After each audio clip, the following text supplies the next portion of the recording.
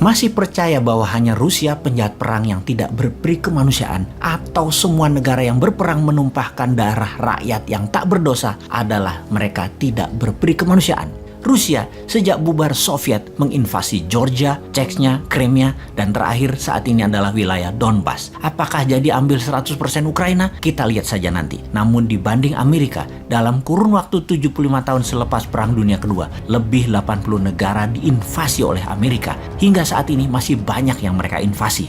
Dengan data selama hampir 70 hari perang di Ukraina, pengamat militer makin percaya bahwa Amerika pasti masuk secara terang-terangan ke Ukraina perang melawan Rusia karena hegemoni dolar, tertantang rubel, dan emasnya Rusia. Untuk membuktikan analisa pengamat militer tersebut, kita kembali ke tahun 1971. Di tahun 1971 adalah tahun bersejarah dunia bagi ekonomi dunia. Salah satunya mungkin kita di Indonesia bisa mengingatkan catatan ekonomi di tahun tersebut, di mana $1 kurang lebih nilainya adalah Rp375 dan 50 tahun kemudian, atau nilai dolar saat ini sekitar 14.500-an atau melemah 3.800%. Benar gitu ya, melemah 38 kali. Kemudian sekedar membandingkan dengan cara bernegara kelolaan ekonominya yang sudah 6 presiden sejak tahun 1971 hingga saat ini, belum ada tanda-tanda penguatan mata uang rupiah terhadap mata uang kuat dunia.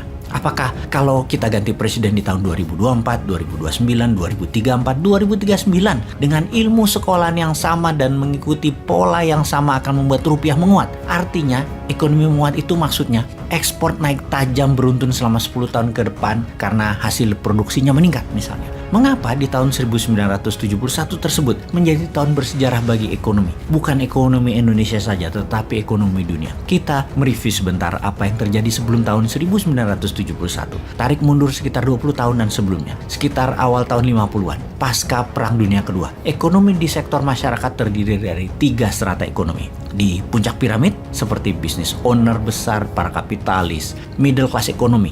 Misalnya para manajer, para direktur, profesional, dan UKMers. Dan yang terakhir di dasar piramid seperti kaum buruh, kaum petani, kaum nelayan. Itu ternyata punya kesamaan pola tumbuh. Bagaimana maksudnya? Kalau di masa itu para kapitalis besar pendapatannya naik 5%, maka kelas menengah juga naik sekitar 4-5%. Juga ternyata kelas bawah naik antara 3-5%. Sejalan, searah, hingga tahun 1971. Karena ketika 1971 ke sini terjadi pertumbuhan yang aneh, terjadi pelebaran jarak yang sangat signifikan, yaitu kaum puncak piramid naiknya bisa sampai 20%, middle class naiknya hanya 3%-an, lower class bahkan naiknya tidak lebih 1%-an. Puncak hasilnya bagaimana? Lihatlah sekarang ini, yang berada di puncak piramid hanya 7% populasi yang menguasai 90% porsi ekonomi dunia atau di sebuah wilayah. Kemudian 23% populasi atau disebut middle class di piramida kemakmuran memegang 7% kemakmuran ekonomi dunia. Lalu di dasar piramida hanya mendapatkan 3%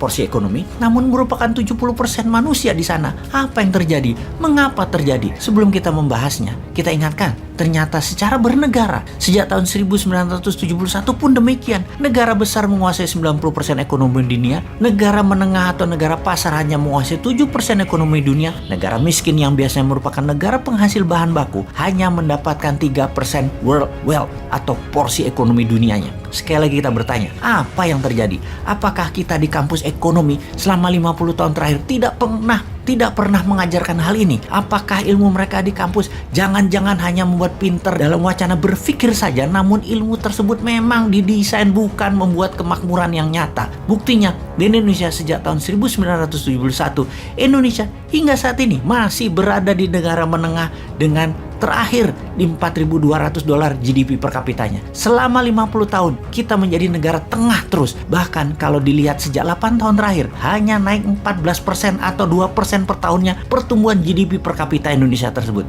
Apakah salah ilmu ekonominya? Atau memang ya harus begini? Ini semua sudah di jalan yang benar.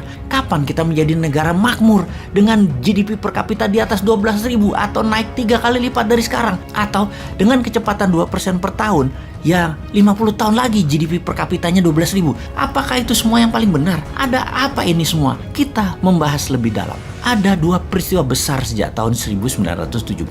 Kita bahas yang pertama, di mana sejak tahun 1971 household atau biaya rumah tangga ternyata naik meningkat, terutama pinjaman keuangannya. Bisa untuk mortgage loan, bisa untuk kebutuhan harian, bisa pinjaman pribadi atau personal kredit dari kartu kredit. Sebelum tahun 1971 rata-rata pinjaman untuk membangun rumah atau housing loan 10 tahun saja sudah lunas dan dimiliki 100%. Namun sejak 1971 menjadi 15 tahun, 20 tahun, bahkan sekarang ini 35 tahun belum juga lunas untuk dimiliki. Dan itu terjadi di kaum dasar piramid. Seumur hidup mereka jadi budak uang. Diperkenalkannya personal kredit konsumtif meningkatkan daya beli produk, benar, tetapi menyicil dengan bunga tinggi, mereka jadi budak uang selamanya. Pembuatnya para kapitalis yang terima uang tunai dari Anda. Kaum dasar piramid menyicilnya seumur hidup. Sistem perbankan yang meminjamkan uang, mereka memerlukan surat berharga, surat tanah, atau kolateral berharga lainnya. Tidak membuat kelas menengah pengusaha menjadi cepat makmur karena tidak ada akses keuangan pinjaman untuk hal produktif. Namun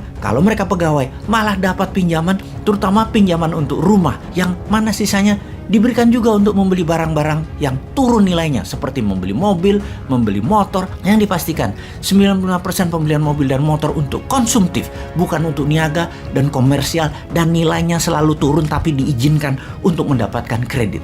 Inilah yang menyebabkan kelas menengah naiknya sedikit, kelas bawah hampir tidak naik-naik, dan membuat mereka seumur hidup jadi budak uang. Sementara kaum kapitalis dapat pinjaman produktif, para banker dapat bunga biaya uang. Dalam 50 tahun, ternyata melebar jurang kekayaan dan kemiskinan itu. Itu pun terjadi di negara-negara yang hidupnya menggunakan hutangan pinjaman bukan untuk membangun hal yang produktif. Pendapatan negara-negara tersebut yang meminjam uang tersebut hanya ada dua jadinya.